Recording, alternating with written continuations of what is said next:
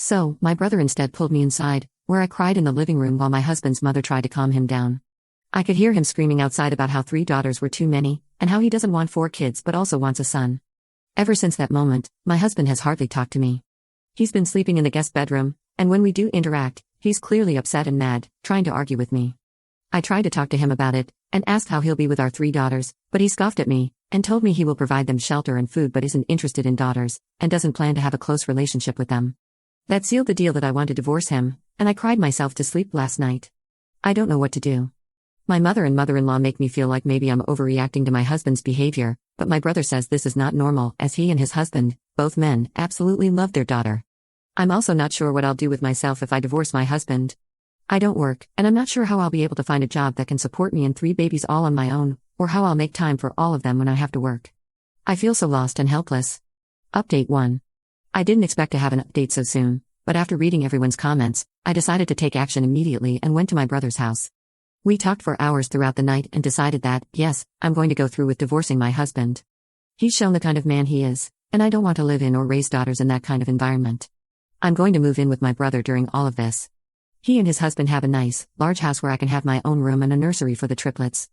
I originally worried that perhaps myself and 3 babies would be overwhelming for them, but they assured me that they would love to have us here. My brother-in-law has a nice, high-paying job, and my brother works from home, so I will have a stable environment, and my brother will help with his nieces. My own niece is excited for us to live with her. The current plan is that I will live with them for a while, and once my babies are old enough where I feel comfortable putting them in daycare, which my brother-in-law has offered to help provide financial support for, then I can try to find a job of my own where I can save up money, and eventually move into a nice place of my own with my daughters. I'm so thankful for my brother and brother-in-law, they truly feel like angels, and I'm lucky and blessed to have their support. My brother and I are also going no contact with my mother. We discussed her behavior with us growing up, how she treated him when he came out and also got married, and how she's treated me these past few days. We decided this was the best course of action, as we've given her many chances in our lives to become more stable and kind, but she's always refused them. We want our daughters to grow up in a loving environment. When I knew my husband had left for church this morning, we went to my house and gathered all my important things such as documents, clothes, and items that are special to me, as well as all the baby things. Because me and my brother didn't go to church that day, my ladies' Bible study group texted me and asked if we were all right, and I texted them back and told them the truth about what happened, and they were all horrified. My pastor even called me and asked if I'm okay, and he let me know that I'll always have people who support me at my church, which I'm very grateful for. After my husband came home from church and saw that most of my stuff was gone, he blew up my phone. However, my brother-in-law called him for me, and to cut their conversation short, he offered to pay for my husband to get into therapy, but in exchange he would need to leave me alone.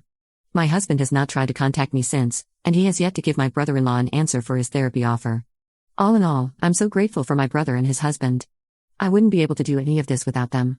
I'm hopeful for the future, and while this isn't the kind of future I imagine for myself or my babies, it is definitely the best one I can currently give them. They say it takes a village, and my babies will definitely have a village full of love and support.